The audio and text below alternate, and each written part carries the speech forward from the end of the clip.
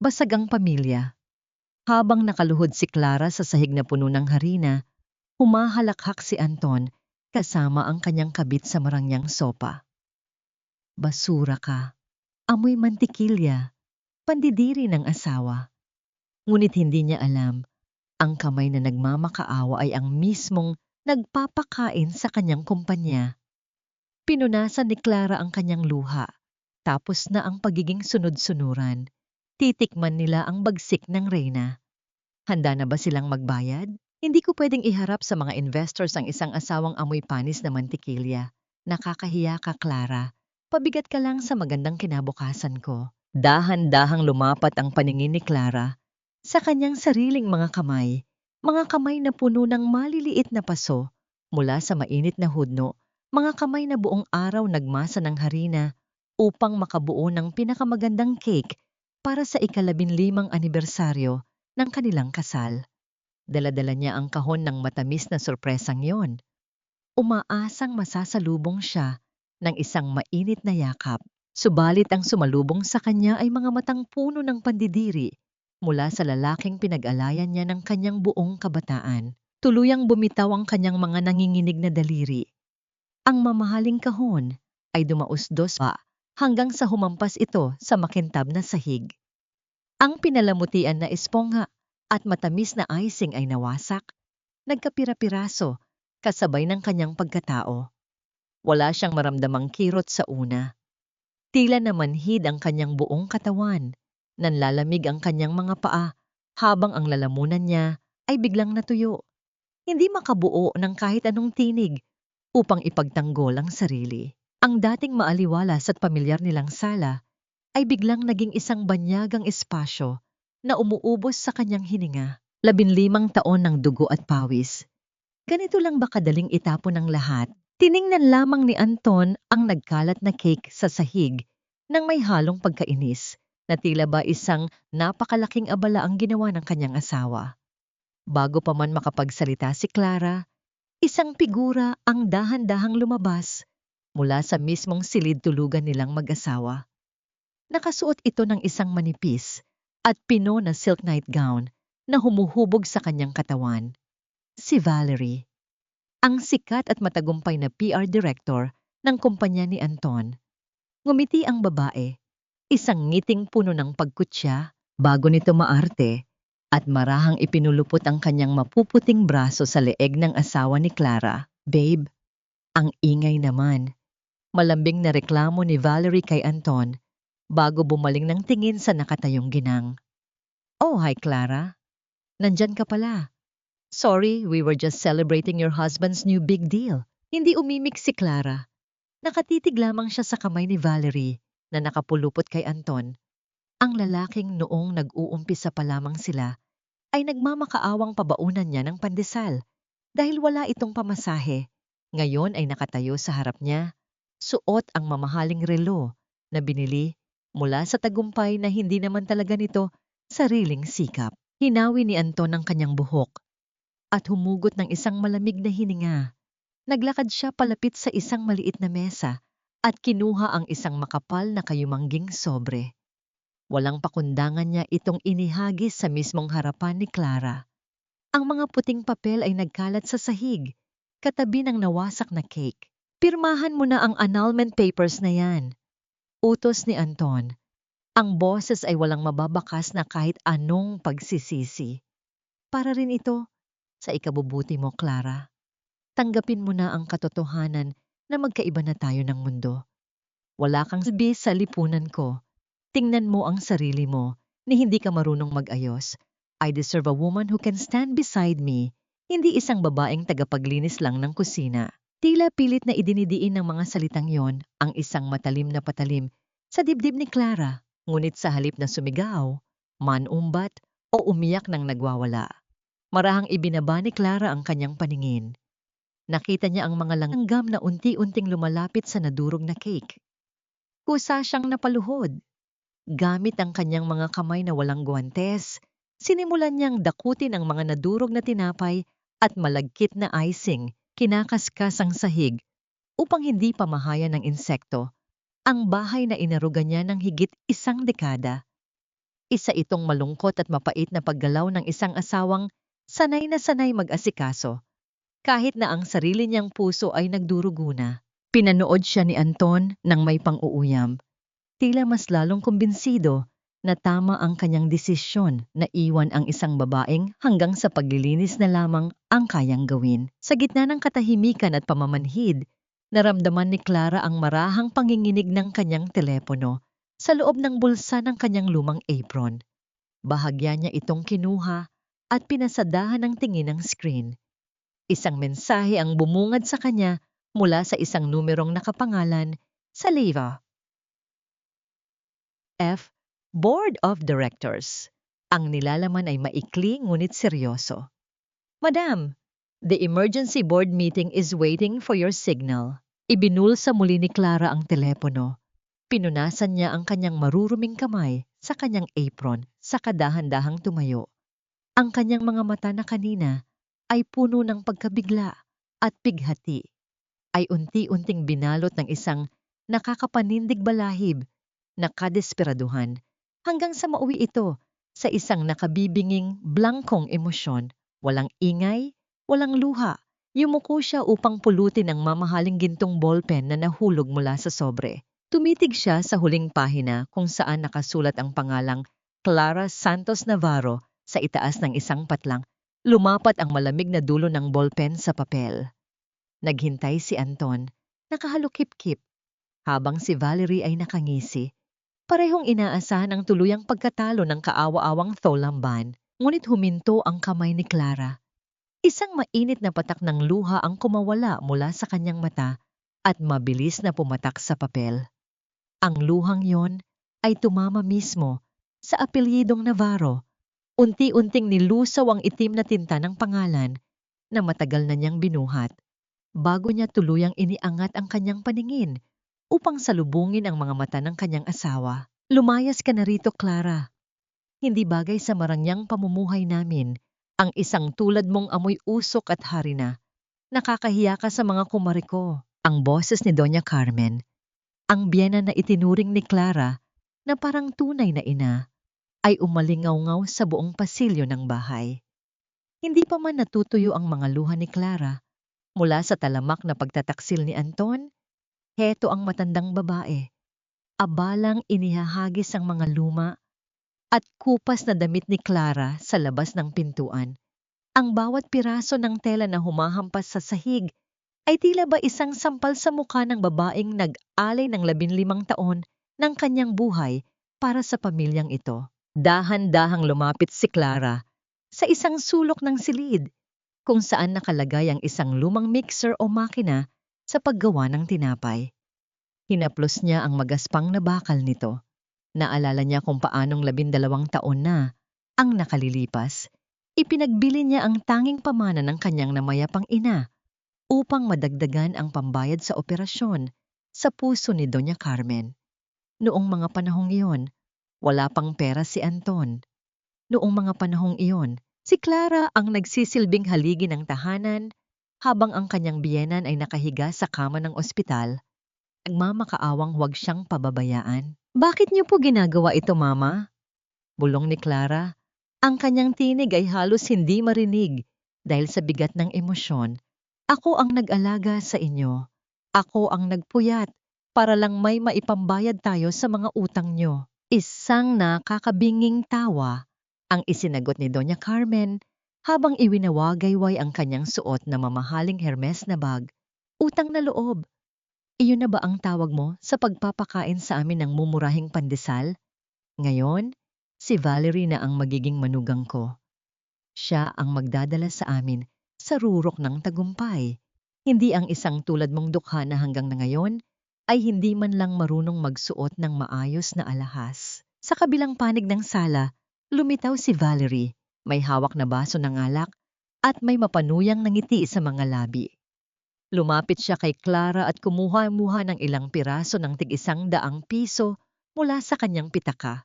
O heto, 1,000. Mag-taxi ka na pauwi sa kung saang o tsuot ka man nanggaling. Huwag ka nang babalik dito dahil baka mapagkamalan ka pang magnanakaw ng mga gwardiya. Hindi kumilos si Clara upang tanggapin ang pera. Sa halip, tumayo siya ng tuwid. Pinunasan ang huling bakas ng luha sa kanyang pisngi at isinara ang kanyang lumang maleta. Ang bigat ng kanyang nararamdaman ay unti-unting napapalitan ng isang malamig na determinasyon. Tinalikuran niya ang dalawang babaeng tila mga hayop na nagdiriwang sa kanyang pagbagsak. Bago siya tuluyang humakbang palabas ng malaking tarangkahan, sandaling huminto si Clara sa may mesang kahoy sa kusina.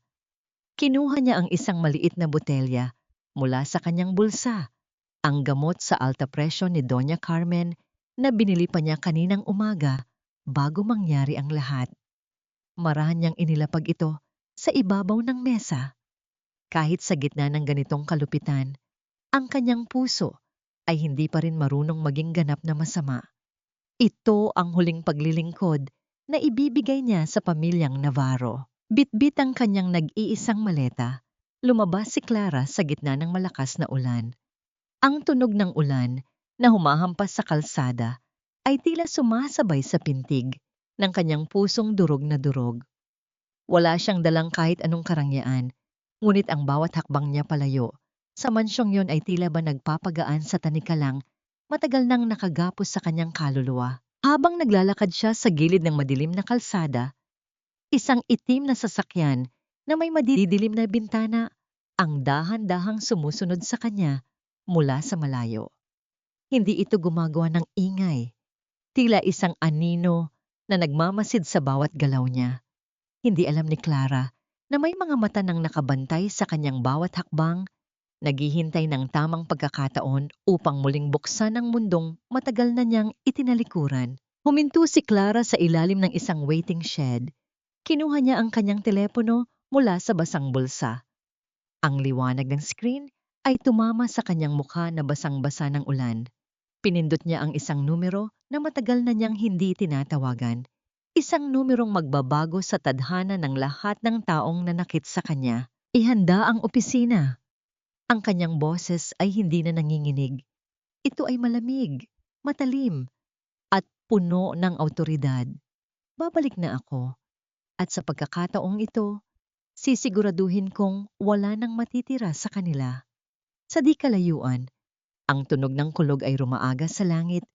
Tila isang hudyat ng paparating na unos na walang sino man sa pamilya Navarro ang handang harapin. Sa sandaling tumapak ang basang sapatos ni Clara sa makintab at malamig na marmol ng lobby ng Lumina Foods Tower, tila ba tumigil ang pag-inog ng mundo para sa lahat ng naroroon. Ang mga gwardiya na kanina ay seryoso sa kanilang tungkulin, ay sabay-sabay na tumayo ng tuwid at yumuko ng malalim. Walang nagsalita, ngunit ang bawat mata ay puno ng paggalang at gulat. Hindi nila inaasahan na ang kanilang pinakamataas na pinuno, ang babaeng bihirang magpakita, ngunit nagpapatakbo sa pinakamalaking imperyo ng pagkain sa bansa, ay darating sa gitna ng gabi na basang-basa ng ulan at may bitbit na lumang maleta. Dinala siya ng mabilis na elevator patungo sa pinakamataas na palapag. Sa loob ng malalawak at marangyang opisina, hinubad ni Clara ang kanyang basang apron, ang huling simbolo ng kanyang pagiging sunod-sunuran sa pamilya Navarro. Isinampay niya ito sa gilid bago siya pumasok sa pribadong silid upang magpalit ng kasuotan. Isang itim na vest at dekalidad na sutla ang pumalit sa kanyang luma at kupas na damit. Habang inaayos ang kanyang buhok sa harap ng salamin, muling nakuha ng kanyang pansin ang mga mapuputing peklat at paso sa kanyang mga braso. Ang mga bakas na ito ay hindi na tanda ng paghihirap, kundi mga medalya ng isang reynang nagmula sa alab ng hudno. Handa na ang lahat, Madam Clara. Bungad ni Attorney Mendoza, ang matapat na abogado ng kumpanya. Pagpasok nito sa silid, inilapag niya ang isang makapal na folder sa ibabaw ng lamesang gawa sa mahogany. Gaya ng iniutos ninyo, nirepaso namin ang lahat ng daloy ng pera sa Navarro Capital. 10 sa kanilang pinakamalalaking proyekto ay direktang pinopondohan ng ating mga subsidiary. Sa madaling salita, nabubuhay ang kumpanya ni Sir Anton dahil sa perang galing sa inyong sariling bulsa. Naupo si Clara sa kanyang malaking upuan. Ang kanyang mga daliri ay marahang dumausdos sa mga pahina ng ulat. Saglit siyang natigilan nang makita ang isang lumang litrato na nakasingit sa kanyang drawer, isang larawan nila ni Anton nung nagsisimula pa lamang sila sa maliit na panaderya. Doon, nakikita niya ang isang Anton na may ngiting tapat, ang lalaking nangakong hinding-hindi siya sasaktan. Tila bumalik ang kanyang gunita, 10 taon na ang nakalilipas. Noong magkasama pa silang naghahati sa isang pirasong tinapay, sa ilalim ng init ng araw, nang ang pangarap nila ay kasing simple lang ng pagkakaroon ng sariling bubong. Subalit mabilis na naputol ang kanyang pagmumuni-muni nang buksan ni Attorney Mendoza ang susunod na pahina ng Sauke o records ng bangko. Madam, may isa pa kaming natuklasan. Nitong nakaraang linggo, may malaking halaga na inilabas mula sa operational fund ng kumpanya ni Sir Anton. Ginamit ito upang pambayad sa isang custom-made diamond ring mula sa isang tanyag na alahero sa Makati. Ang resibo ay nakapangalan kay Valerie. Ang huling bakas ng lambot sa puso ni Clara ay tila ba biglang naging yelo. Ang pera na pinaghirapan niyang kitain sa pamamagitan ng pagpupuyat sa harap ng mainit na oven ay ginamit lamang ng kanyang asawa upang regaluhan ang kanyang kabit. Ang bawat sentimo ng kanyang sakripisyo ay ginawang palamuti sa daliri ng babaeng sumira sa kanyang tahanan. Walang pag-aalinlangang kinuha ni Clara ang kanyang mamahaling fountain pen. Ang bawat titik ng kanyang lagda sa ibabaw ng dokumento ay tila isang hatol ng kamatayan para sa karangyaan ng mga Navarro. Inaprubahan niya ang agarang pagbawi ng lahat ng puhunan at ang pagkansela sa lahat ng credit lines na ginagamit ni Anton. Pinutol niya ang bawat ugat na nagbibigay ng buhay sa kumpanya ng asawa. Gawin ninyo ito ngayon din. Ang kanyang tinig ay malamig at walang bahid ng pag-aalinlangan. Iparamdam ninyo sa kanila kung ano ang pakiramdam ng mawala ng lahat ng bagay na hindi naman talaga sa kanila. Sa harap ng kanyang computer, nakita ni Clara ang paggalaw ng mga numero. Ang kulay berde sa monitor na sumisimbolo sa kita ng Navarro Capital ay biglang naging pula. Mabilis na bumabagsak habang ang bawat segundo ay lumilipas. Isang malakas na tunog ng abiso ang umalingaw-ngaw sa loob ng tahimik na opisina. Ang hudyat na ang utos ay matagumpay ng naisagawa. Sa sandaling iyon, sa kabilang panig ng lungsod, ang telepono ni Anton ay nagsimulang tumunog nang walang tigil, dala ang balitang wawasak sa kanyang mundo. Habang si Clara ay tahimik na nakasandal sa kanyang upuan, pinagmamasdan ang mga ilaw ng lungsod mula sa kanyang mataas na tore. Ang marangyang chandelier sa gitna ng mansyon ng mga Navarro ay tila mas lalong nagliliwanag ngayong gabi, sumasabay sa malalakas na halakhak ni na Anton at Valerie. Ang amoy ng mamahaling alak at mga imported na pagkain ay humahalimuyak sa hangin, malayo sa dating amoy ng bagong luto na tinapay na dati ay nagmumula sa kusina ni Clara. Para kay Anton, ang gabing ito ay ang hudyat ng kanyang ganap na paglaya mula sa isang buhay na itinuturing niyang mababa at nakakahiya. Cheers, babe! Nakangiting sabi ni Valerie habang itinataas ang kanyang baso ng champagne. Ang brilyanteng singsing sa kanyang daliri, ang singsing na binili gamit ang perang pinaghirapan ni Clara, ay kumikinang sa ilalim ng mga ilaw. Sa wakas, wala na ang pabigat sa buhay mo. Ngayon, maaari na nating ipakita sa buong mundo kung sino talaga ang Navarro Capital. Umayon si Anton. Ang kanyang mukha ay puno ng pagmamalaki. Tama ka. Hindi ko na kailangang magpaliwanag sa mga kasosyo ko kung bakit amoy harina ang asawa ko. Sa tulong mo at ng koneksyon mo, Valerie, sigurado akong mas lalong lalaki ang tiwala ng ating angel investor. Sa kabilang bahagi ng sala, abala si Doña Carmen sa pagpapakitang gilas sa kanyang mga kaibigang sosyalera. Hinahaplos-haplos niya ang kanyang perlas na kwintas habang nagkukwento tungkol sa plano nilang bakasyon sa Europa. Ang bawat salita niya ay puno ng pagkutya sa kanyang dating manugang, tila ba isang masamang panaginip lang si Clara na kailangan ng kalimutan. Ngunit sa gitna ng kanilang katuwaan, Dahan-dahang kumuha ng isang piraso ng petit four na cake si Doña Carmen. Pagkagat niya sa matamis na tinapay, bigla siyang napatigil. Ang lasa ay tuyo at tila kulang sa pagmamahal. Isang saglit siyang natigilan, naalala ang lambot at linamnam ng mga ensaymadang laging inihahain ni Clara tuwing merienda. Ngunit mabilis niyang iwinaksi ang kaisipang iyon at pilit na ngumiti sa kanyang mga bisita, bagaman may kaunting pait na naiwan sa kanyang dila. Ang masayang atmosfera ay biglang nabasag nang pumasok si Rico, ang matapat na sekretarya ni Anton. Ang kanyang mukha ay maputla. Ang mga butil ng pawis ay naglalandasan sa kanyang noo. Kahit na napakalamig ng aircon sa loob ng mansyon, nagmamadali siyang lumapit kay Anton.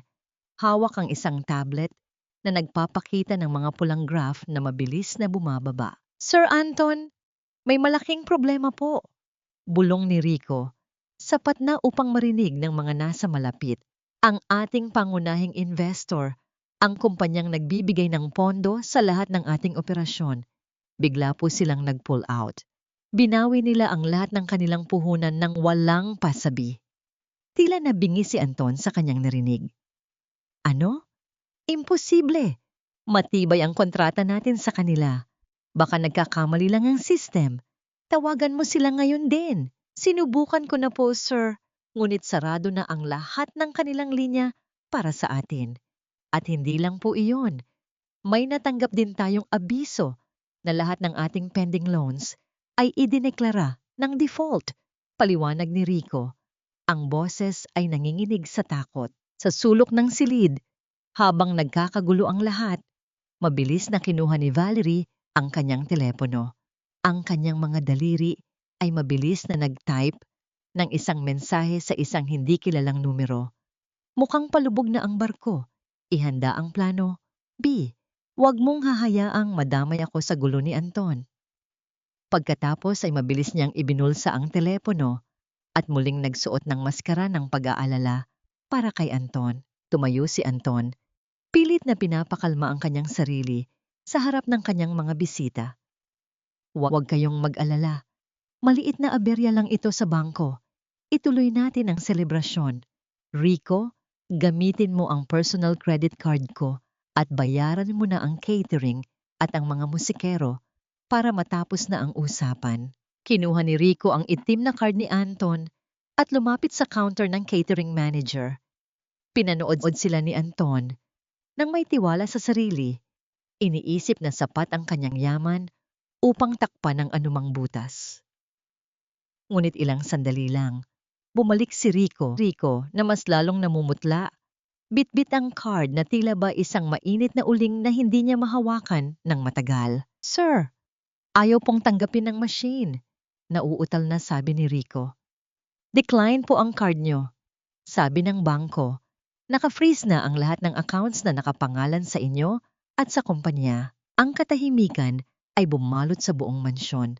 Ang mga bisita ay nagsimulang magbulungan. Ang mga matang kanina ay puno ng paghanga, ay napalitan ng mapanghusgang tingin. Si Anton ay naiwang nakatayo sa gitna ng sala. Hawak ang baso ng champagne na tila ba biglang naging lason, habang ang anino ng kanyang nalalapit na pagbagsak ay dahan-dahang lumalamon sa kanyang pinakaiingatang karangyaan. Ang sikat ng araw sa labas ng bintana ng opisina ni Anton ay hindi nagdala ng pag-asa, kundi isang malupit na paalala ng kanyang nagbabadyang pagbagsak. Nakaupo siya sa kanyang swivel chair, ang kanyang mamahaling kurbata ay maluwag na at ang kanyang buhok ay magulo mula sa paulit-ulit na pagsuklay ng kanyang mga daliri dahil sa stress. Sa harap niya, ang tatlong malalaking monitor ay nagpapakita ng mga graph na tila ba dugo ang mga sugat, pula lahat, pababa, at walang palatandaan ng paghinto. Ang bawat tunog ng pagpasok ng email ay tila isang tibok ng kaba sa kanyang dibdib. Ang Navarro Capital, ang kumpanyang ipinangalan niya sa kanyang sarili ng may labis na pagmamalaki, ay unti-unti nang nilalamon ng utang. Bumukas ang pinto ng walang katok. Pumasok si Valerie, ngunit wala na ang matatamis na ngiti at malambing na tinig na ipinamalas niya noong nakaraang gabi. Padabog niyang inilapag ang kanyang designer bag sa mesa ni Anton. Anton, what is happening? Sinubukan kong gamitin ang card na binigay mo para sa down payment ng bagong Mercedes, pero rejected. Bulyaw ni Valerie, ang kanyang mukha ay bakas ang matinding pagkairita. Sabi mo, after ng party, everything will be settled. Paano na ang image ko sa mga kaibigan ko? Huminga ng malalim si Anton, pilit na pinapakalma ang kanyang sarili. Valerie, please, can't you see I'm working? May kaunting problema lang sa cash flow dahil sa biglaang pag-pull out ng angel investor. Maayos ko rin ito. Maayos? Anton, I didn't sign up for this. Singhal ni Valerie. I left my high-paying job in Singapore to be with you because you promised me security. Now, hindi ko man lang mabili ang kailangan ko. Baka naman nagkamali ako ng pinili. Biglang tumayo si Anton. Ang kanyang mga mata ay nanlilisik sa galit.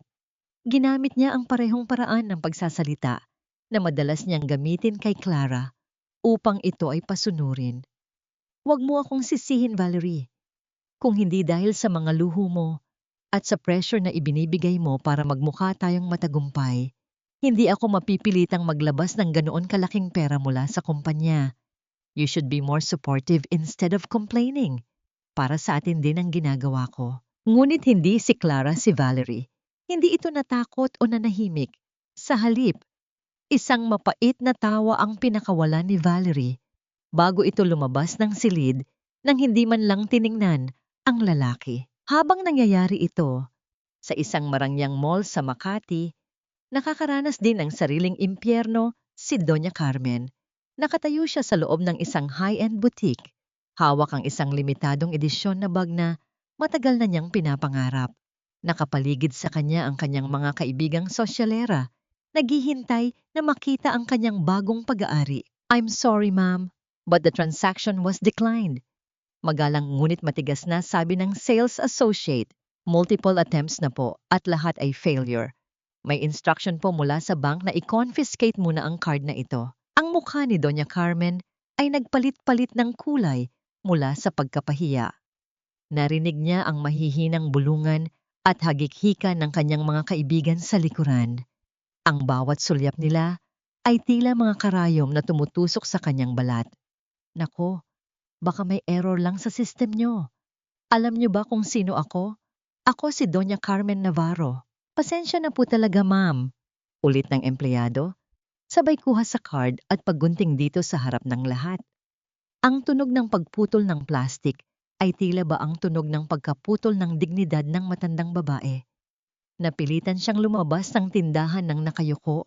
Ang kanyang mga paa ay nanginginig sa matinding galit at kahihiyan. Sa kanyang opisina, sinubukan ni Anton na tawagan ang main line ng Lumina Foods. Hello? I want to speak to your CEO. This is Anton Navarro of Navarro Capital. Urgent ito. I'm sorry, Mr. Navarro. Sagot ng malamig na tinig ng sekretarya sa kabilang linya.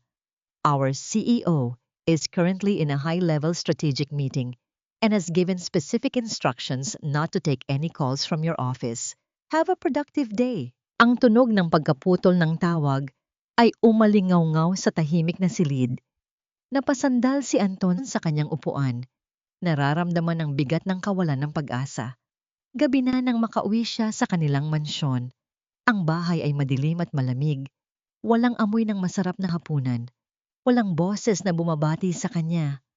Pagod siyang naupo sa sofa at, dahil sa nakasanayan sa loob ng 15 taon, bigla siyang sumigaw patungo sa direksyon ng kusina. Clara, timpla mo nga ako ng kape.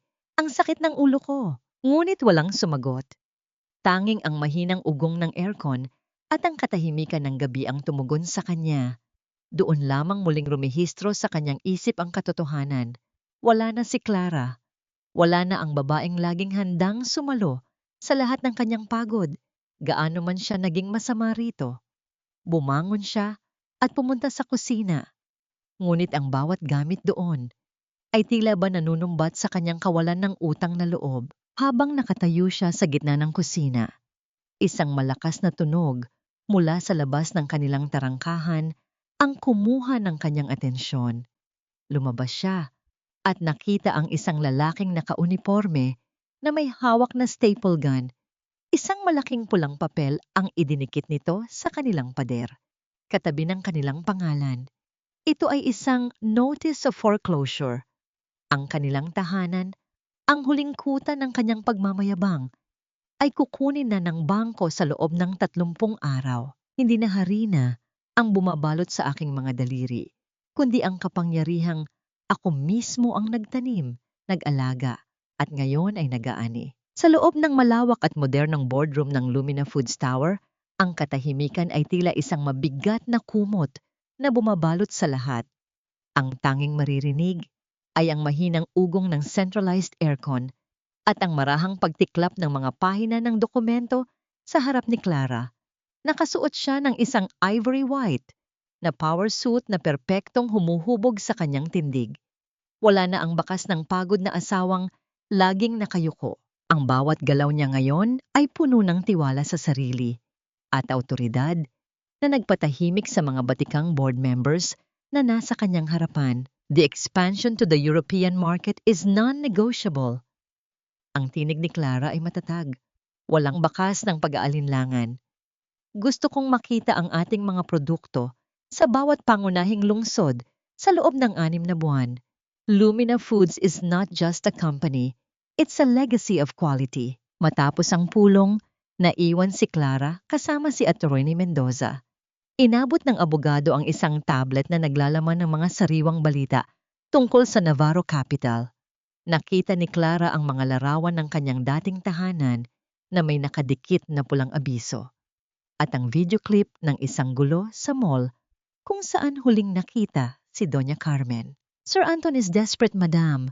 Ulat ni Atty. Mendoza habang inaayos ang kanyang salamin. He's selling everything, even the family heirlooms, just to keep the office running for another week. But no bank will touch him.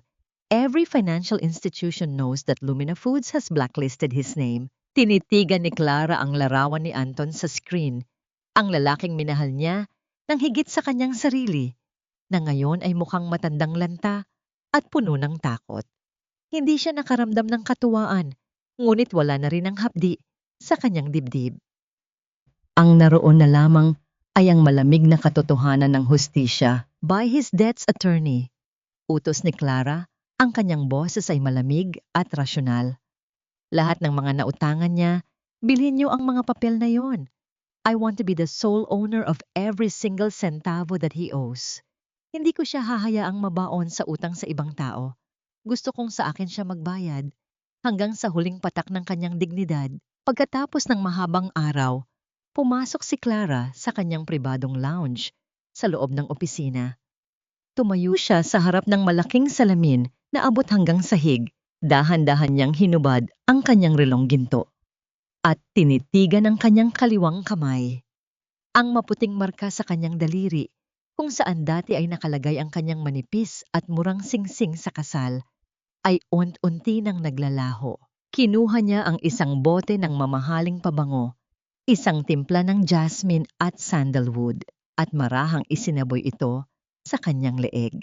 Ang amoy ng banyaga at marangyang bango ay tuluyan ng bumura sa alaala ng amoy ng usok at lutuin. Kahit na napapaligiran siya ng karangyaan, naglakad si Clara patungo sa maliit na pantry ng kanyang opisina. Kinuha niya ang isang simpleng tasa at nagtimpla ng mainit na chocolate gamit ang lumang recipe na itinuro sa kanya ng kanyang lola, ang parehong inumin na madalas niyang ihanda para kay Anton tuwing gabi. Habang iniinom niya ang malapot at matamis na likido, naramdaman niya ang init nito na humahaplos sa kanyang lalamunan. Isa itong maliit na paalala na kahit gaano na siya kataas, ang puso niya ay nananatiling tao, marunong pa ring magpahalaga sa mga bagay na tunay na mahalaga, malayo sa kinang ng ginto. Isang mahinang katok ang bumasag sa kanyang katahimikan. Pumasok ang kanyang executive assistant na si Sarah na may bakas ng pagkabigla sa kanyang mukha.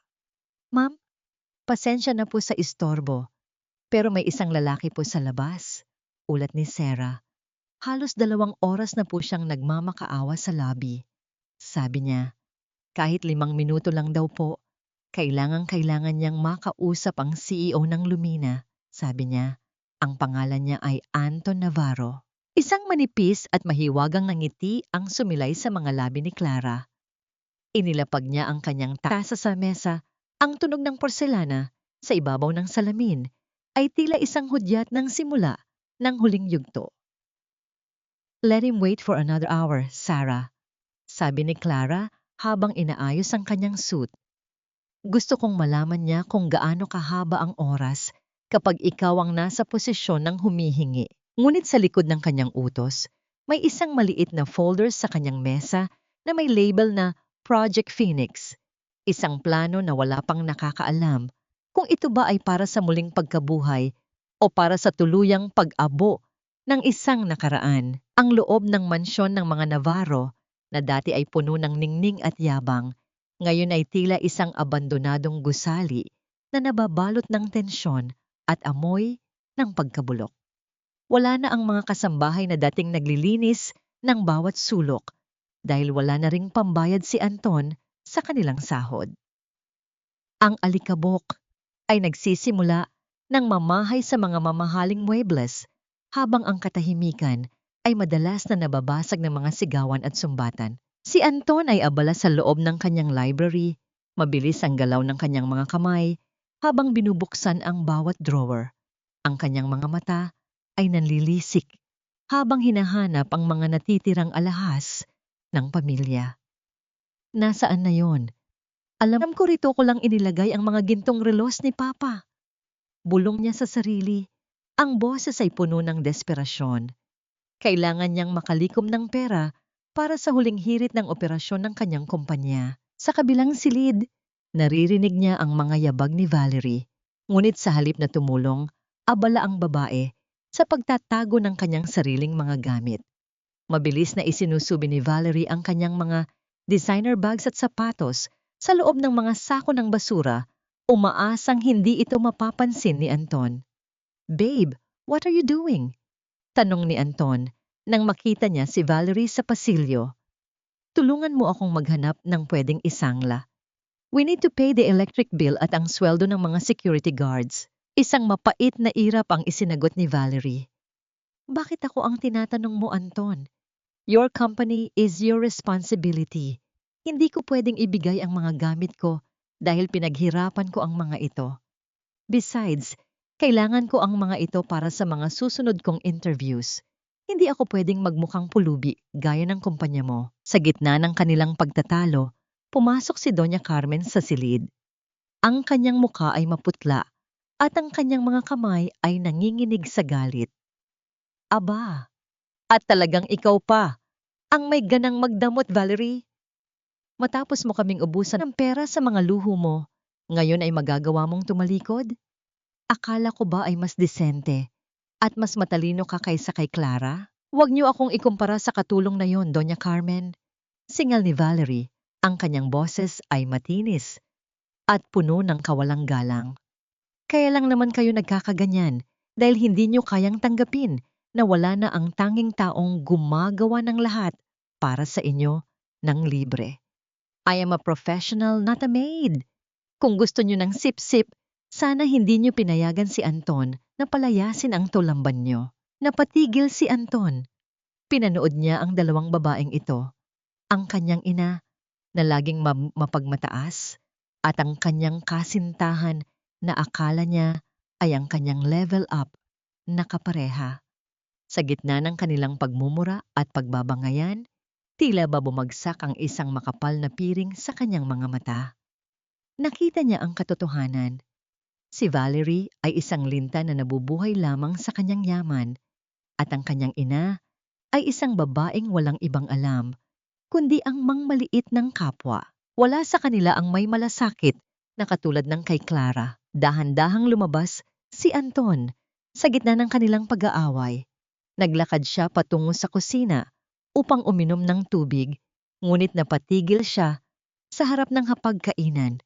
Nakahain doon ang mga pagkaing in-order ni Valerie sa fast food, malamig na prito at mamantika. Biglang sumagi sa isip ni Doña Carmen ang lasa ng mainit na sarsa at masustansyang siningang na laging inihahanda ni Clara tuwing ganitong oras. Bahagyang nangilid ang luha sa mga mata ng matandang babae habang tinititigan ang tuyong pagkain. Ngunit ang kanyang pride ay mas matigas pa sa bato upang aminin ang kanyang pagkakamali. Bumalik si Anton sa kanyang silid at nagsimulang ayusin ang kanyang pinakamagandang vest. Kailangan niyang maging perpekto para sa pulong sa CEO ng Lumina Foods. Ito na ang huling bala niya. Inayos niya ang kanyang kurbata sa harap ng salamin. Pilit na itinatago ang panginginig ng kanyang mga daliri. This will work. Pagpapanatag niya sa kanyang sarili. Lumina Foods is a business.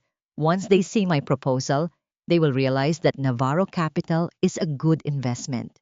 Business is logic, not emotions. Ngunit habang abala siya sa pag-aayos, nakita niya mula sa refleksyon ng salamin si Valerie na mabilis na nag-iimpake ng isang maliit na maleta sa ilalim ng kanilang kama. Ang mga kilos nito ay maingat at mabilis, tila isang magnanakaw sa sarili nilang bahay. Biglang lumingon si Anton at hinalughog ang mga gamit ni Valerie. Valerie, sell your engagement ring. Iyon na lang ang huling pag-asa natin para maisalba ang opisina. No! Sigaw ni Valerie habang pilit na inaagaw ang kanyang kamay. This is mine. You gave this to me. Hindi ko kasalanan kung incompetent ka sa negosyo mo. Sa kanilang pag-aagawan, marahas na nahawi ni Valerie ang kanyang kamay. Ang brilyanteng sing-sing ay natanggal mula sa kanyang daliri. Ang tunog ng pagbagsak nito sa sahig ay tila ba ang huling tibok ng kanilang relasyon. Ang sing-sing ay gumulong patungo sa madilim na sulok ng silid, nawala sa ilalim ng mga dumi at alikabok. Naiwang nakatayo si Anton, hinihingal sa galit at pagod, habang si Valerie ay nakatingin sa kanya ng may pandidiri. Ang salamin ng kanilang pangarap na buhay ay tuluyan ng nagkapira-piraso at walang kahit anong halaga ng brilyante ang makakabuo muli nito. Malamig na simoy ng hangin ang sumalubong kay Anton paggising niya, ngunit hindi ang presensya ni Valerie ang naramdaman niya sa tabi ng kanyang kama. Sa halip, ang tanging naroon ay ang bakanteng espasyo ng kama na tila ba matagal nang iniwan ng init ng katawan. May kung anong kaba na humaplos sa kanyang dibdib. Nagmadali siyang tumayo at tinungo ang maliit na vault sa loob ng kanilang walk-in closet, ang lugar kung saan nakatago ang kanilang mga huling natitirang pera at mga dokumento ng ari-arian. Nanginginig ang mga daliri ni Anton habang pinipindot ang password. Nang bumukas ang makapal na pinto ng bakal, tila tumigil ang pagdaloy ng dugo sa kanyang buong katawan. Ang vault ay walang laman. Wala ang mga bundle ng tig-1,000 piso, wala ang mga titulo ng lupa, at wala rin ang huling natitirang alahas na pilit niyang itinago para sa emergency. Ang tanging naiwan ay ang malamig na sahig ng bakal na tila ba pinagtatawanan ang kanyang pagiging kampante. Valerie! Valerie! Sigaw ni Anton. Ang boses ay puno ng desperasyon habang tumatakbo siya sa bawat silid ng mansyon. Ngunit walang sumagot. Ang bawat silid ay blanko. Ang mga cabinet ni Valerie ay nakabukas at wala nang laman ang mga hanger. Ang bawat bakas ng presensya ng babae ay tila ba binura ng isang gabi ng kataksilan. Sa gitna ng kanyang paghahanap, narinig ni Anton ang isang nakapanindig balahibong hiyaw mula sa silid ng kanyang ina. Mabilis siyang tumakbo patungo roon at natagpuan si Doña Carmen na nakaluhod sa gitna ng silid. Ang mga kamay ay nakahawak sa kanyang dibdib habang nakatitig sa nakabukas na jewelry box sa ibabaw ng kanyang vanity mirror. Ang mga antigong kwintas, ang mga brilyanteng ipinamana pa ng kanilang mga ninuno, ang tanging yaman na nagpapatatag sa pagkatao ng matandang babae, ay naglaho na lahat. Ang mga alahas ko, kinuha niya. Kinuha ng ahas na yon. Hirap na sabi ni Doña Carmen bago siya tuluyang humulagpos sa sahig. Ang kanyang mga mata ay nanlilisik, bago unti-unting pumikit habang ang kanyang katawan ay naging matigas at nanginginig. Sa gitna ng kaguluhang iyon, naramdaman ni Anton ang panginginig ng kanyang telepono sa loob ng kanyang bulsa. Isang mensahe ang pumasok mula kay Valerie. Sorry, Anton. Hindi ako pinanganak para maghirap at hindi rin ako pinanganak para mag-alaga ng isang matandang mapang-api. Salamat sa lahat, lalo na sa mga alahas na ito. Kayang-kaya na nitong tustusan ang bagong buhay ko sa labas ng bansa. Huwag mo na akong hahanapin. Napaupo si Anton sa tabi ng kanyang ina na wala ng malay. Ramdam niya ang bawat bigat ng kanyang pagkakamali. Ang 15 taon na ibinigay sa kanya ni Clara, ang katapatan, ang pag-aaruga, ang bawat gabing hindi siya iniwan nito sa gitna ng hirap, ay itinapon niya para lamang sa isang babaeng tila isang magandang panaginip na naging isang malupit na bangungot. Napagtanto niya na sa pagnanais niyang kumuha ng isang mamahaling kristal, itinapon niya ang nag-iisang brilyante na tunay na nagmamahal sa kanya. Sa loob ng ospital, ang amoy ng disinfectant at ang malamig na liwanag ng mga fluorescent lamp ay tila nagpapatindi sa kanyang pag-iisa. Nakatayo siya sa harap ng billing counter, pinagmamasdan ang mga nurse na abala sa kanilang mga tungkulin. Sir, kailangan po nating bayaran ang deposit para sa emergency procedure ng inyong ina, sabi ng kahera ng may diretsong tingin. 500,000 pesos po ang kailangan para mailipat siya sa intensive care unit. Hinalughog ni Anton ang kanyang mga bulsa. Ang kanyang mga kamay ay naghahanap ng kahit anong barya o card na maaari pang gumana. Sa gitna ng kanyang pagkataranta, may isang maliit na bagay siyang nahablot mula sa pinakailalim ng kanyang pitaka. Isang maliit na pulang banting o banting na binalot sa plastik. Isang bida ng swerte na binili ni Clara para sa kanya noong unang taon ng kanilang kasal, ang panahong wala pa silang pambili ng kahit anong marangyang bagay. Tinitigan niya ito, ang tanging bagay na hindi nakuha ni Valerie dahil wala itong halaga para sa mga magnanakaw. Ngunit sa sandaling iyon, ito ang tanging bagay na nagpaalala sa kanya ng tunay na kahulugan ng kaligtasan. Sir, may pambayad po ba kayo? Muling tanong ng kahera. Yumuko si Anton. Ang kanyang mga balikat ay gumuho sa matinding hiya. Wala akong maibibigay. Ngunit bago pa man niya tuluyang isuko ang pag-asa, lumapit ang isang senior nurse sa kanila. Mr. Navarro, okay na po ang bayad para sa inyong ina. Isang anonymous donor ang nagsettle ng account online, ilang minuto lang ang nakalipas. Inilipat na rin po siya sa pinakamagandang suite sa itaas. Naiwang tulala si Anton. Sino ang gagawa nito para sa kanya sa kabila ng lahat ng kanyang kaaway sa mundo ng negosyo? Paglabas niya ng ospital upang kumuha ng hangin, ang malamig na gabi ay sumalubong sa kanya. Bumalik siya sa kanilang mansyon sa huling pagkakataon upang kumuha ng ilang gamit para sa kanyang ina. Ngunit sa harap ng malaking tarangkahan, napatigil ang kanyang mundo. Isang mahabang dilaw na tape ang nakapalibot sa buong bakuran at isang malaking pulang notice of foreclosure ang nakadikit sa mismong pintuan. Ang bahay na binuo nila ni Clara, ang bahay na naging saksi sa kanyang pagtataksil, ay hindi na kanya. Siya ay wala ng tahanan, wala ng pamilya, at wala ng dangal. Ang bawat hakbang ni Anton patungo sa naglalakihang pintuan ng Lumina Foods Tower ay tila ba paglalakad sa ibabaw ng nagbabagang uling. Ang kanyang suot na vest, na dati ay simbolo ng kanyang kapangyarihan, ngayon ay tila isang luma at kulubot na balat na hindi na komporme sa kanyang nangangayayat na pangangatawan. Sinubukan niyang ayusin ang kanyang kurbata sa harap ng salamin ng gusali, ngunit ang refleksyong tumingin sa kanya ay isang lalaking may malalalim na itim sa ilalim ng mga mata at mga labing nanginginig sa takot. Bit-bit niya ang isang decolor na folder, ang huling piraso ng kanyang pag-asa na mahigpit niyang niyayakap sa kanyang dibdib. Magandang umaga. Ako si Anton Navarro ng Navarro Capital. Ang kanyang boses ay paos at halos magmakaawa habang kinakausap ang gwardiya sa lobby. Mayroon akong mahalagang appointment sa inyong CEO. Pakisabi, nandito na ako. Tiningnan siya ng gwardiya mula ulo hanggang paa, nang may halong pandidiri at pagtataka.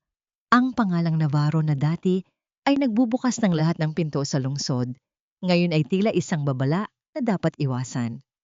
Wala po kayo sa listahan, sir, at bawal po ang mga walk-in dito, lalo na kung mukha kayong pasensya na po, pero kailangan niyo pong umalis. Pakiusap, kahit 5 minuto lang. Halos isigaw ni Anton habang pilit na sumisilip sa loob ng lobby ang mga taong naglalakad sa paligid.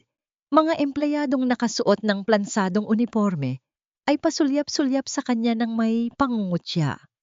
Ang kahihiyan ay tila isang malapot na putik na bumabalot sa kanyang pagkatao.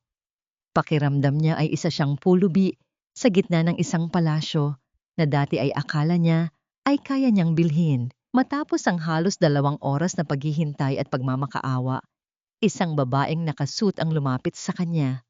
Si Sarah, ang executive assistant. Mr. Navarro, pinapayagan kayo ng aming CEO na umakyat. Ngunit maging babala, 5 minuto lang ang ibibigay sa inyo. Higit pa roon, tatawag na kami ng security. Tumango-tango si Anton. Ang kanyang mga mata ay nagliwanag sa pag-asa. Salamat. Maraming salamat.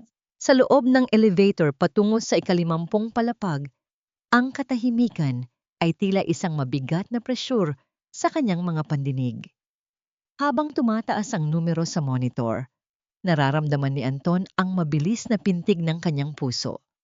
Sinubukan niyang dalahin ang kanyang sarili ng maayos, inuulit sa kanyang isip ang mga mabulaklak na salitang gagamitin niya upang makuha ang tiwala ng CEO.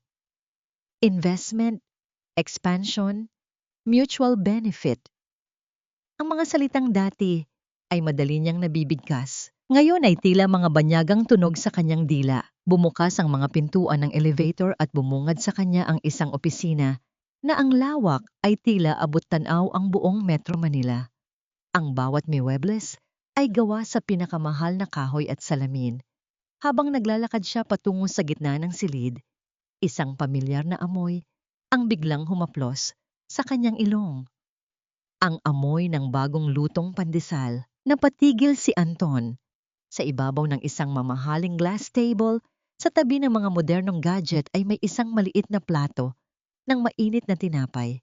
Ang simpleng pagkain na yon ay tila isang sampal ng katotohanan sa gitna ng lahat ng karangyaan. Naalala niya ang bawat umaga kung kailan inihahain ni Clara ang ganitong tinapay para sa kanya. Ang bawat kagat na puno ng pagmamahal na binaliwala niya, isang mainit na luha ang biglang kumawala sa kanyang mata.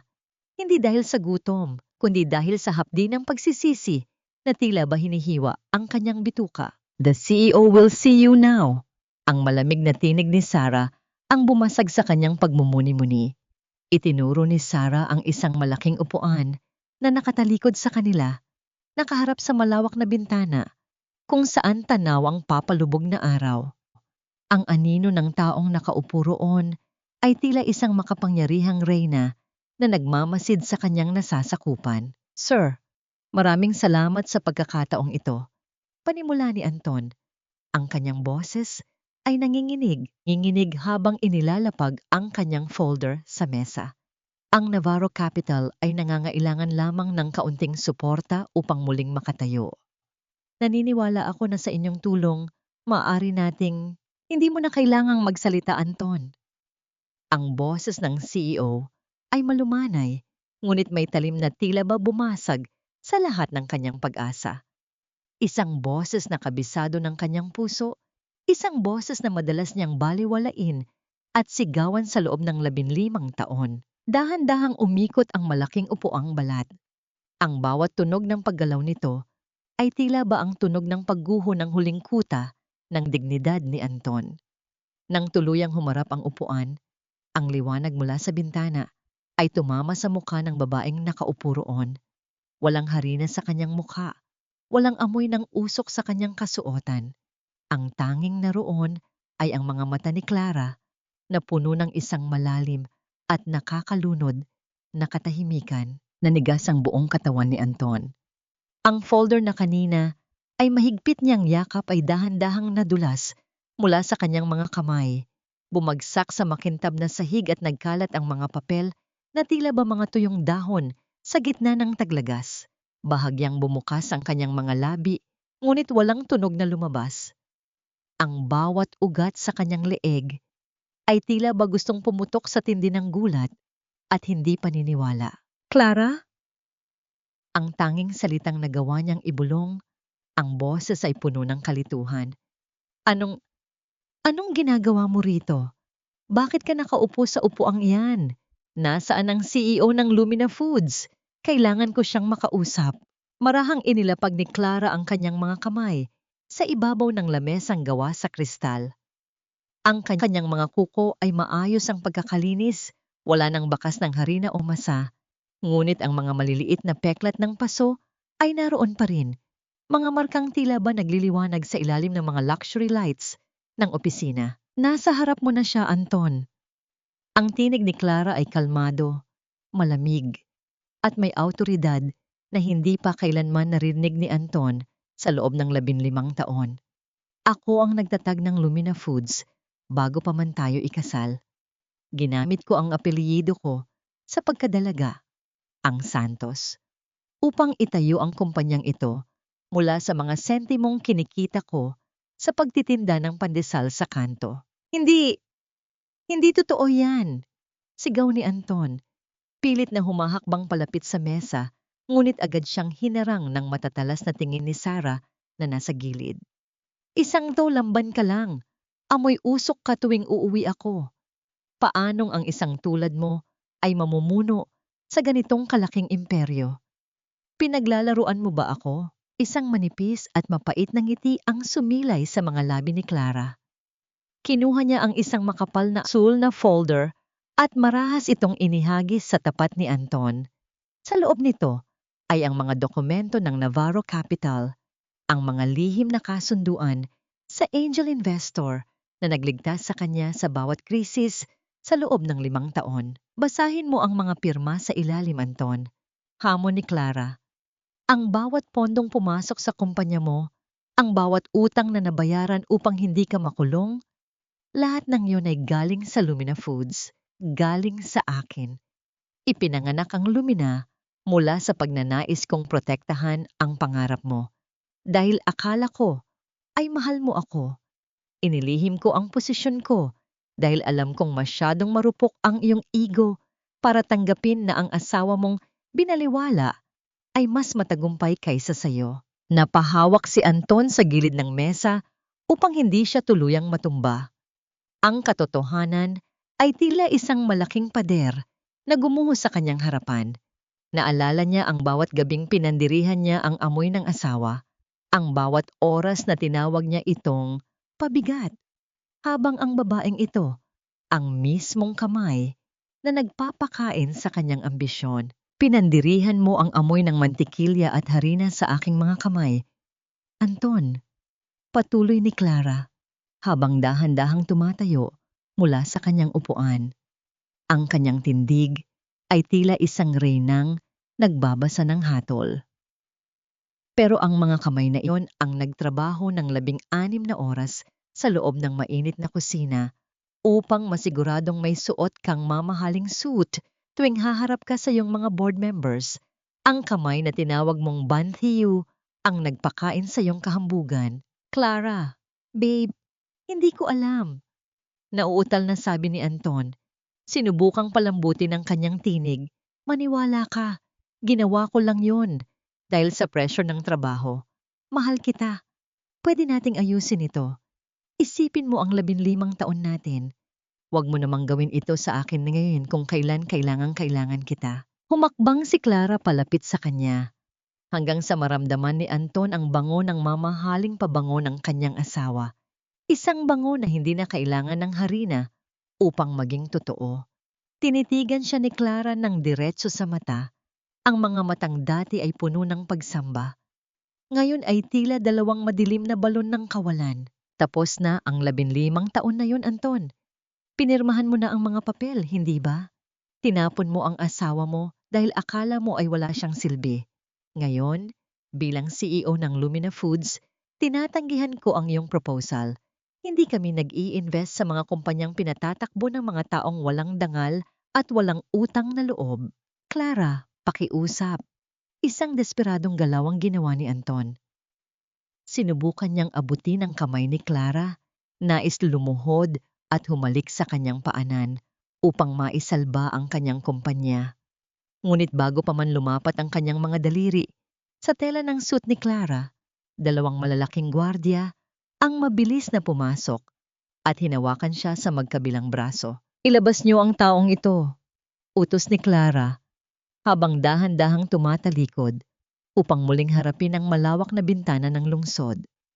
At siguraduhin ninyong hindi na siya muling makakatapak sa gusaling ito kahit sa lobby. Habang pilit na kinakaladkad si Anton palabas ng opisina, ang kanyang mga sigaw ng pagmamakaawa ay umalingaw-ngaw sa tahimik na hallway, ngunit si Clara ay nanatiling nakatayo ng tuwid, pinagmamasdan ng papalubog na araw na tila ba hudyat ng pagtatapos ng isang mahabang gabi at ang pagsisimula ng isang bagong umaga. Ang bawat pagsigaw ni Anton sa gitna ng hallway ay tila ba isang desperadong alulong ng isang sugatang hayop.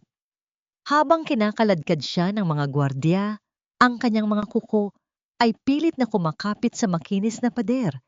Tila ba nais niyang pigilan ang paglayo ng tanging pagkakataon na maisalba ang kanyang buhay. Ang mga tao sa paligid ay nakatingin lamang, ang ilan ay may halong awa, ngunit ang karamihan ay puno ng pangungutya sa lalaking dating akala mo ay pagmamay-ari ang buong mundo. Clara, patawarin mo ako. Mag-usap tayo, Clara. Ang kanyang boses ay tuluyan ng napaos. Ang kanyang mga mata ay naniningkit sa tindi ng luha at pawis. Nang tuluyan siyang mailabas sa malaking glass door ng lobby, ang tunog ng paglapat ng pintuan ay tila ba ang tunog ng huling hatol sa kanyang kapalaran. Naiwan siyang nakasalampak sa semento ng sidewalk habang ang ulan ay nagsisimulang pumatak. Hinuhugasan ang kanyang huling bakas ng dignidad. Sa loob ng kanyang opisina, nanatiling nakatayo si Clara sa harap ng malawak na bintana. Ang kanyang refleksyon sa salamin ay tila isang estranghero, isang babaeng matapang at makapangyarihan. Dahan-dahan siyang pumikit at doon, isang nag-iisang butil ng luha ang kumawala mula sa kanyang mata. Hindi ito luha ng panghihinayang para kay Anton, kundi luha para sa batang Clara na naniwala sa mga pangakong napako. Ang Clara na nagpuyat sa harap ng mainit na oven para sa isang taong hindi marunong tumanaw ng utang na loob. Pinunasan niya ang luhang iyon at kasabay nito ang pagbaon sa lahat ng emosyong nag-uugnay sa kanya sa lalaking iyon. Nagtungo si Anton sa pampublikong ospital kung saan naroon ang kanyang ina. Ang amoy ng disinfectant at ang ingay ng mga monitor ay tila ba sumasakal sa kanya. Natagpuan niya si Doña Carmen na nakahiga. Ang kalahati ng katawan ay hindi na maigalaw dahil sa stroke. Ang mga mata ng matanda ay nanlilisik pa rin, ngunit wala na itong kakayahang bumuo ng malinaw na salita. Mama, si Clara. Ang tinig ni Anton ay pasag habang hawak ang nanginginig na kamay ng ina. Si Clara ang CEO ng Lumina Foods. Siya ang angel investor na nagligtas sa atin sa loob ng maraming taon. Ang lahat ng tinatamasa nating yaman, Mama, galing sa kanya. Galing sa dolamban na itinapon natin. Ang mga mata ni Doña Carmen ay biglang lumaki. Ang kanyang bibig ay bahagyang bumukas, pilit na humihingi ng hangin, habang ang mga butil ng luha ay sunod-sunod na pumatak mula sa kanyang mga mata. Sa bawat uo na lumalabas sa kanyang bibig, ramdam ang tindi ng pagsisisi na tila ba isang lason na uanta-unting pumapatay sa kanyang isipan. Ang katotohanang ang taong pinakabababa nila, ang siyang nagpapakain sa kanila, ay isang parusang mas masakit pa kaysa sa kamatayan. Habang nagaganap ito, si Clara ay nasa harap ng kanyang computer. Mabilis ang paggalaw ng kanyang mga daliri sa keyboard. Hindi siya nagtira ng kahit anong sentimo mula sa nakuha niyang mga utang ni Anton. Sa halip na ibulsa ang pera, inilipat niya ang lahat ng halagang iyon sa isang pondo para sa mga kababaihang nakaranas ng pang-aabuso at biktima ng kataksilan. Para kay Clara, ang perang yon ay marumi at ang tanging paraan upang malinis ito ay ang gamitin ito para sa ikabubuti ng iba. Pumasok si Attorney Mendoza at inilapag ang isang susi sa mesa. Madam, nakuha na po natin ang lahat. Ang mansyon, ang mga sasakyan, pati ang mga titulo ng lupa ng pamilya Navarro. Lahat ay nakapangalan na sa inyo. Kayo na po ang may-ari ng lahat ng bagay na dating ipinagmamalaki nila. Isang saglit na katahimikan ang namayani. Sa labas, sa gilid ng kalsada, bumili si Anton ng isang pirasong pandesal mula sa isang maliit na tindahan gamit ang huling barya sa kanyang bulsa. Pagkagat niya sa tinapay, bigla siyang napaubo. Ang lasa ay tuyo, matabang, at mapait sa kanyang panlasa. Naalala niya ang lambot at tamis ng bawat tinapay na ginagawa ni Clara tuwing umaga. Ang bawat kagat na puno ng kalinga na hindi na niya muling matitikman. Ang bawat nguya ay tila ba isang paalala ng kanyang matinding kawalan. Sa gitna ng kanyang pagluha sa gilid ng kalsada, isang puti at asul na sasakyan ng pulis ang dahan-dahang huminto sa kanyang harapan. Bumukas ang pinto at lumabas ang dalawang opisyal, bit-bit ang isang warrant of arrest. Anton Navarro, iniaaresto ka namin para sa kasong financial fraud at malversation of funds. Ang malamig na boses ng pulis ay umalingaw-ngaw sa paligid. Napatulala si Anton. Hindi niya alam na bago pa man tumakas si Valerie, nakipagkasundo na ito at ang kanilang dating accountant upang ipasa sa kanya ang lahat ng kasalanan sa nawawalang pondo ng kumpanya. Ang tanging babaeng akala niya ay kaskasangga niya sa rurok ng tagumpay ay ang siya ring huling magbabaon sa kanya sa hukay ng kahihiyan. Ang malamig na tunog ng bakal na naglalapat sa kanyang mga pulso ay tila ba ang huling tuldok sa kanyang malayang buhay. Habang isinasakay siya sa loob ng sasakyan, ang kanyang huling sulyap ay tumama sa malayo, sa mataas na gusali ng Lumina Foods kung saan ang mga ilaw ay nagniningning, isang paalala ng isang buhay na maaari sanang naging sa kanya kung marunong lang siyang magmahal ng totoo. Ang malamig na rehas ng kulungan ang naging tanging saksi sa tuluyang pagbagsak ng korona ni Anton. Sa loob ng maliit at siksikang selda, wala na ang bango ng mamahaling pabango, wala na ang malambot na kama, at wala na ang mga taong yumuyuko sa kanyang harapan. Ang amoy ng kalawang, pawis, at semento ang pumalit sa marangyang buhay na kanyang kinalakihan. Nakaupo siya sa isang matigas na kahoy na bangko, nakatitig sa kawalan, habang ang kanyang mga kasama sa loob, mga lalaking dati ay hindi niya man lang susulyapan sa lansangan, ay nagtatawanan sa kanyang paligid. Ang bawat sandali sa loob ng madilim na silid na yon ay tila ba isang dahan-dahang pagpiga sa kanyang huling natitirang pag-asa. Habang nagdurusa si Anton sa isang mataong terminal ng bus sa labas ng Maynila, balisa ang bawat kilos ni Valerie. Nakasuot siya ng malaking salamin at scarf.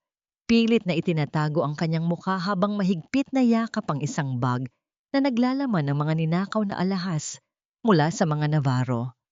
Akala niya ay matagumpay na ang kanyang pagtakas.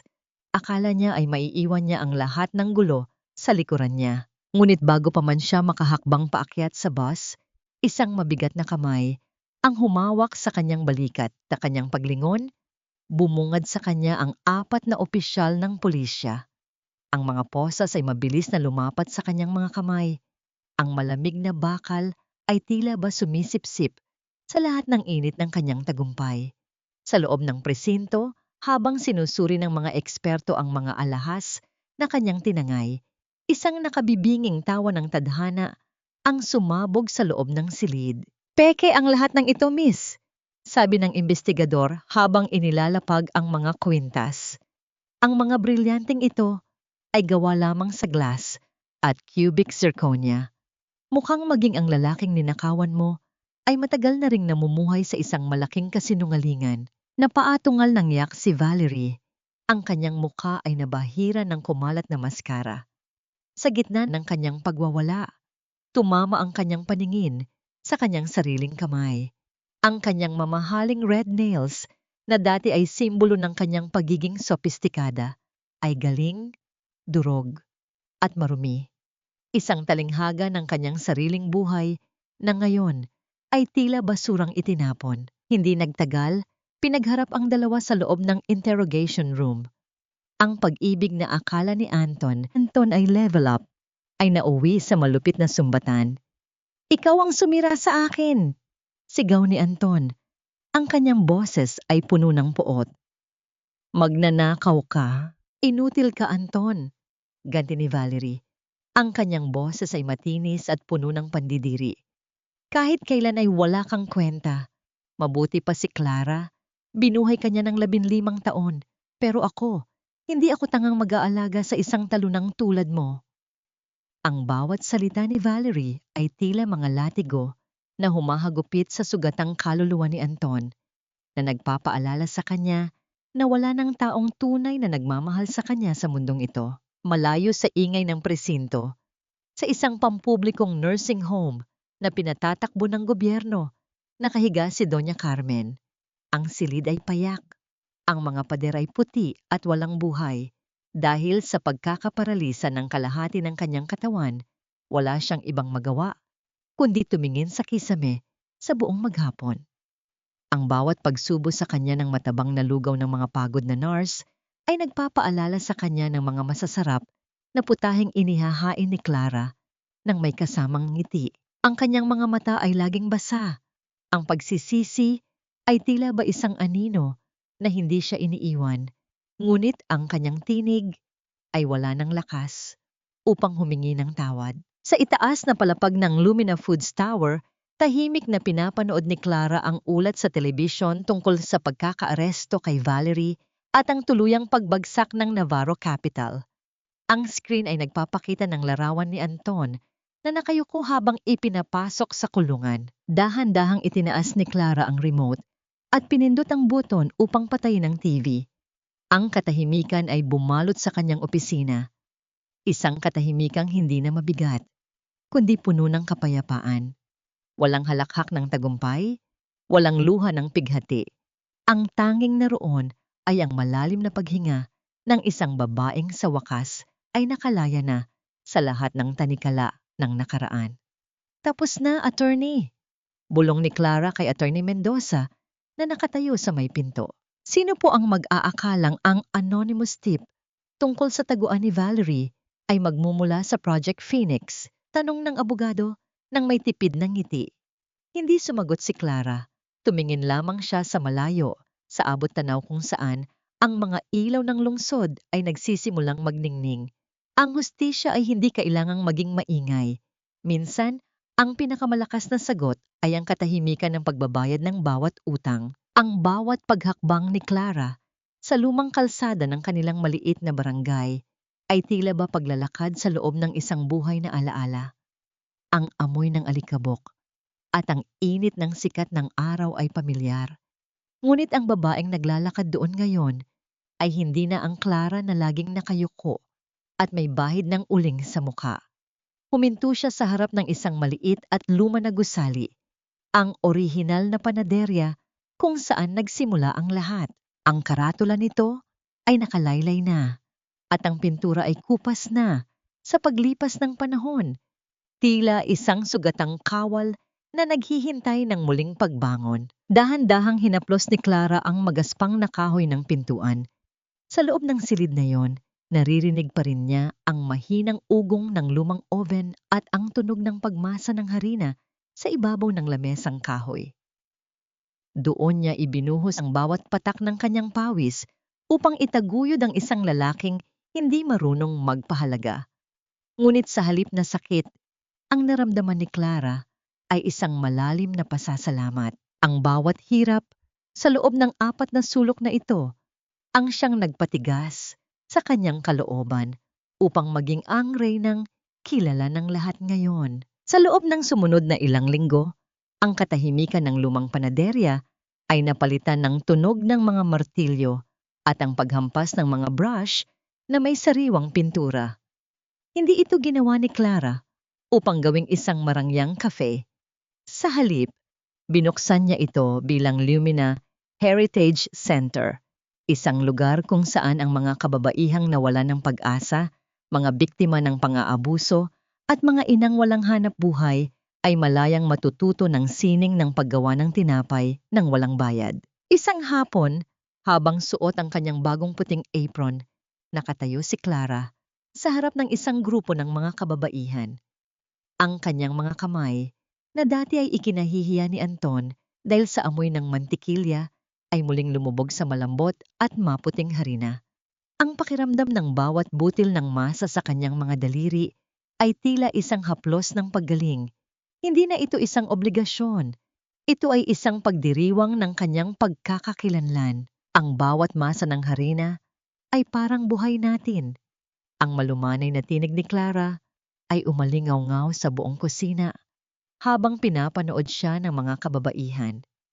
Kailangan nating saktan, masahin, at idaan sa matinding init ng hudno bago tayo maging isang masarap at kapaki-pakinabang na tinapay. Huwag ninyong ikahiya ang inyong mga paso o ang amoy ng kusina dahil iyan ang tanda ng inyong katibayan. Isang batang ina ang lumapit sa kanya. Ang mga mata ay nagniningning sa pag-asa. Salamat, Ma'am Clara. Dahil sa inyo, naramdaman ko na may halaga pala ang mga kamay ko. Akala ko po ay habang buhay na lang akong magiging biktima. Ngumiti si Clara at marahang hinawakan ang kamay ng babae. Ikaw ang may-ari ng sarili mong tadhana. Huwag mong hahayaang sabihin ng kahit sino na wala kang silbi dahil lang sa ginagawa mo. Nang dumating ang gabi, naiwan si Clara sa loob ng kanyang maliit na opisina sa likod ng panaderya. Ibinuhos niya ang sarili ng isang tasa ng mainit na chocolate at lumabas sa maliit na beranda. Sa di kalayuan, nakita niya ang isang luma at kalawanging gate, ang dating daan patungo sa mansyon ng mga Navarro na ngayon ay isa na lamang abandonadong alaala. Wala na ang galit, wala na ang pait. Ang tanging naiwan ay ang amoy ng bagong lutong tinapay na humahalimuyak sa hangin. Isang bango na sa wakas ay itinuturing na niyang pinakamahalagang pabango sa buong mundo. Isang malaking laggang ng mga sariwang bulaklak ang natagpuan ni Clara sa kanyang pintuan bago siya umalis. Walang pangalan ang nakalagay, tila ba isang lihim na pagbati mula sa tadhana. Hindi na niya kailangang malaman kung kanino ito galing.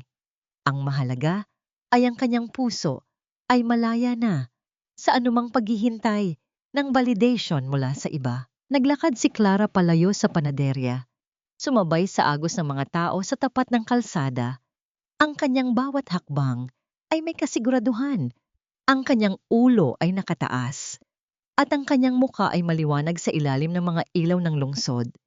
Siya ay hindi na asawa ni Anton, hindi na biktima ng mga Navarro. Siya si Clara Santos, ang babaeng nagmula sa harina at apoy, na ngayon ay kumikinang na parang ginto sa gitna ng kadiliman. Lumipas ang 5 taon na tila ba isang mabilis na paglipas ng bango ng bagong lutong tinapay sa hangin.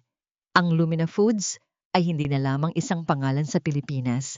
Ito ay isa na sa pinakamalalaking korporasyon ng pagkain sa buong Timog Silangang Asya. Ngunit sa likod ng mga naglalakihang billboard at matatayog na gusali, ang tunay na puso ng imperyong ito ay nananatili sa isang tahimik at payak na kanto sa isang lumang barangay, ang Lumina Heritage Center. Doon sa loob ng malinis at maliwanag na kusina, nakatayo si Clara. Ang kanyang suot na vest ay gawa sa pinakamahal na sutla, ngunit ang kanyang mga braso ay nakalubog pa rin sa puting harina. Ang bawat pagmasa niya ay may kasamang ritmo ng katahimikan at kapanatagan. Wala na ang kaba sa kanyang dibdib tuwing may darating na sasakyan sa tapat. Wala na ang takot na baka mapagalitan dahil sa amoy ng kanyang kasuotan. Ang bawat butil ng pawis na pumapatak mula sa kanyang noo ay tila ba mga kristal ng tagumpay na siya mismo ang nagtanim at nag-alaga. Isang hapon, habang nag-aayos si Clara ng mga bagong hango na ensaymada. Iniabot sa kanya ni Attorney Mendoza ang isang maliit at kupas na sobre. Galing po ito sa welfare office, madam. Pinalaya na po si Anton Navarro nitong nakaraang buwan. Dahil sa good behavior. Sabi ng ulat, nagtatrabaho siya ngayon bilang isang kargador sa isang maliit na palengke sa probinsya. Ang inyong dating biyena naman po ay nananatili sa nursing home, tahimik at wala pa ring kakayahang magsalita. Sandaling napatigil ang mga kamay ni Clara. Tiningnan niya ang sobre ngunit hindi niya ito binuksan. Sa loob ng 5 taon, maraming beses na nagpadala ng sulat si Anton mula sa loob ng kulungan. Mga sulat na puno ng pagmamakaawa, mga pangako ng pagbabago, at mga salita ng pagsisisi. Ngunit kahit isa sa mga ito ay hindi binasa ni Clara.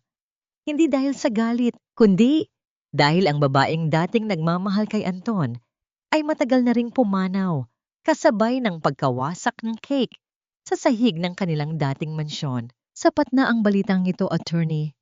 Ang malumanay na sagot ni Clara habang ipinagpapatuloy ang kanyang ginagawa. Hayaan nating ang tadhana ang magpatuloy sa pagsulat ng kanilang kwento. Ang bahagi ko sa buhay nila ay tapos na sa sandaling lumabas ako sa pintuan ng mansyong yon, bitbit ang aking lumang maleta. Natagpuan ni Clara ang tunay na kahulugan ng patawad. Hindi ito ang muling pagtanggap sa taong nanakit sa kanya, kundi ang pagpili na huwag nang bigyan ng kahit anong espasyo ang puot sa loob ng kanyang puso. Pinatawad niya si Anton sa pamamagitan ng paglimot sa kanya. Pinatawad niya ang kanyang sarili sa pamamagitan ng pagbuo ng isang buhay na hindi na kailanman mangangailangan ng validation mula sa isang lalaki. Ang kanyang kapayapaan ay hindi nanggaling sa paghihiganti, kundi sa pag-unlad na walang hinihinging kapalit. Sa kabilang dako ng lungsod, isang lalaking may maruruming kamay at pagod na katawan ang nakatayo sa harap ng isang tindahan. Tiningnan ni Anton ang isang malaking poster ng Lumina Foods kung saan nakangiti si Clara, isang nangiting puno ng ningning at dignidad. Hinaplos ni Anton ang kanyang bulsa at naramdaman ang huling piraso ng tuyong pandesal na kanyang binili sa kanto. Wala na ang brilyante, wala na ang karangyaan, wala na ang babaeng handang mamatay para sa kanya. Ang tanging naiwan sa kanya ay ang alaala ng isang lasa na kailanman ay hindi na niya muling matitikman. Ang lasa ng isang tapat at wagas na pag-ibig. Ang kwento ni Clara ay naging isang alamat sa bawat tahanan. Ang aral na iniwan niya sa bawat babaeng nakikinig ay malinaw at matalim. Ang tunay na halaga ng isang babae ay hindi nasusukat sa apron na kanyang suot, kundi sa tibay ng kanyang paninindigan kapag ang mundo ay gumuho sa kanyang paanan. Huwag mong hahayaang sabihin ng iba na ikaw ay mababa dahil lamang sa iyong hanapbuhay, dahil ang mga kamay na marunong magmasa ng tinapay ay ang mga kamay na may kakayahan ding humubog ng sariling tadhana. Habang lumulubog ang araw, lumabas si Clara sa beranda ng Heritage Center. Huminga siya ng malalim. Nilalasap ang bango ng bawat pagkaing niluluto sa kanyang paligid. Ang hangin ay may dalang pangako ng isang bukas na puno ng pag-asa at bagong simula. Wala nang tanikala, wala nang pait. Sa wakas, ang lasa ng kanyang buhay ay hindi na kasing pait ng uling, kundi kasing tamis at kasing bango ng tagumpay na nagmula sa sariling pagsisikap.